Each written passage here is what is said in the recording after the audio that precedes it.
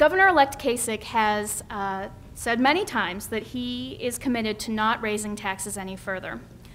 But it's very, very, very difficult to fill this $8 billion hole if you don't look at any new revenues. It's virtually impossible. You see that when we look at the main areas of expenditure. The Medicaid program in Ohio is the largest single program in the state and makes up about 38% of general revenue fund spending. Now, Ohio is a little bit unusual in that we deposit the federal money for Medicaid right into our GRF, where many states keep that separate. But it's pumping more than $1 billion a month out into Ohio's economy.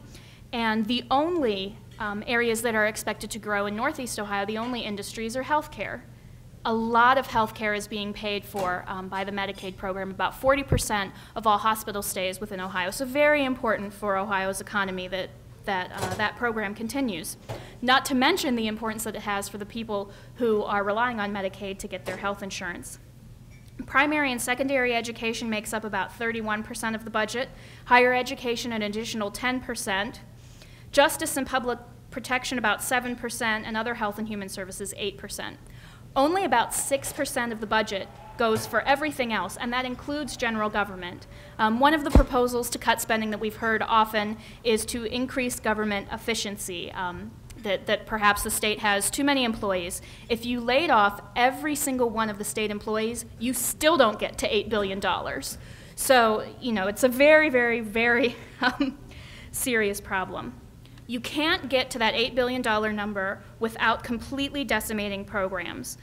This is going to take pension reform, sentencing reform, lowering costs in Medicaid, cuts to support for school districts. They're all going to be necessary, and programs will have to be completely eliminated if you're going to solve this with cuts alone. Again, no easy solutions in this scenario. Another issue, as you all know, is when cuts are made at the state level, the pressure is pushed downward onto the local level. There may be no new taxes at the state level, but localities can't make up the difference. They can't continue to provide the services that they're providing without that support from the state.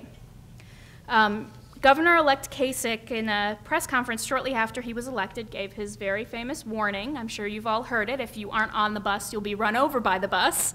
And what that really means is that you can't show up in Columbus pleading the case to keep the money for your program.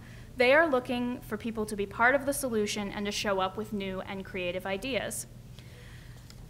And we are told that just about everything is on the table.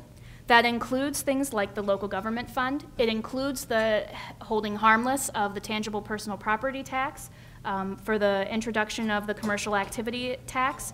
It includes maintenance of effort being pushed from state spending down to the local level and asking the local entities to try and make more of the matching funds so that the state can draw down federal dollars. Everything is on the table, and we need to be very, very cognizant of what the debate is in Columbus. Unlike in Washington, D.C., in Columbus, the introduced budget, the budget that's introduced by the governor, really drives the debate. And as I said, that has to be introduced by March 15th. They're having a lot of fun over there. Man. We need budget karaoke or something over here. But no, I get to give all the bad news. So, you know, very serious situation that we're facing here. I've brought with me tonight copies of a publication that Community Solutions put out early in the summer called Thinking the Unthinkable. And it lays out our projection of the deficit. We get to that $8 billion number just like everyone else does, and some different scenarios to fill it. But I wanted to briefly go over how you get to $8 billion. Ohio is facing a structural deficit of about $3.5 to $4.5 billion per year. This is the level that we estimate. That is due mostly to policy decisions that have been made in Columbus. We have had successive years of tax cuts. The commercial activity tax has been much more susceptible to economic downturn than people anticipated, and right now the CAT is not even collecting enough money to make up for the hold harmless provision of eliminating the tangible personal property tax. As you know, when the state eliminated the tangible personal property tax, a lot of those revenues were going to local governments. They said, we're going to keep you harmless, we're going to keep paying you that money. But right now, it is about $400 million short each year. So money out of the state's general fund is having to go to make that reimbursement. Medicaid costs continue to increase and are expected to increase nationwide by about 7.5% next year. That's on top of the increases because of more people being enrolled in that program. Ohio's unemployment fund is broke. Since 2002, we have been borrowing from the federal government. Ohio currently owns $3 billion. We're not alone in this. There's something like 38 states that are borrowing from the federal government, and right now the feds are waiving the interest on that. But that expires in fiscal year 2012, and if the federal government does not extend that, it will run about $100 million per year that we're going to have to pay to the feds in interest payments. In the last budget, there were 2 new provider fees enacted, provider organizations for Medicaid and a hospital bed tax. Those are scheduled to sunset and will need to be reenacted, not like a Civil War reenactment. It's much more exciting at the state level.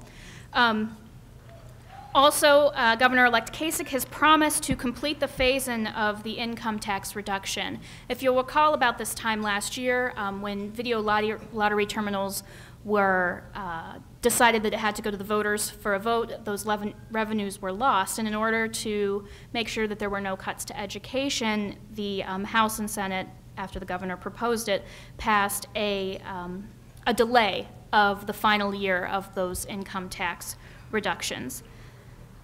Completely phasing that in will cost another $400 million per year. The last time, the last budget, Ohio was really bailed out by the federal stimulus. It came at just the right time for us, helped immensely, meant that we could avoid further cuts, we could avoid making any of those really difficult decisions to raise taxes, but there's no more federal stimulus coming. If you look at the debates in Washington as something as non-controversial as extending unemployment, they barely were able to do that. We aren't going to get any more dollars flowing to us, the manna from heaven coming from the federal government. So we're going to have to solve our own problems. In the last biennium, many services were really cut to the bone. Many of the cuts came in mental health, cuts for adult protective services, county funding for job and family services. These are the front door to try and get people enrolled, get people in. So a lot of pressures are facing the state right now and will trickle down into the local governments. I'm going to stop there. If there are any questions, I'm happy to answer them now, but I'd also like to turn it over to Zach to kind of complete the picture of what we're looking at. Yes? Real quick, could you just run down the percentages of the general fund? 31, you said 31 is sure. Let me find my slide here. Yeah, 30. Excuse me, could I just remind everyone that we are having this tape, so this will be on our website, this seminar, so that council members that couldn't be with us tonight will be able to see themselves. If you want to ask a question, I'll pass the mic. Yeah, can you just run down those percentages again? Sure, I'd be happy to run down them.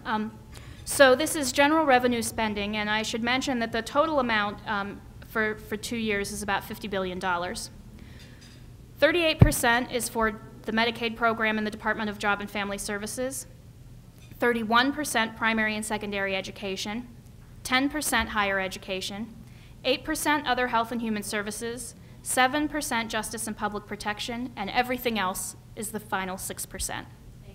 Sure. All right. I will now turn it over to Zach.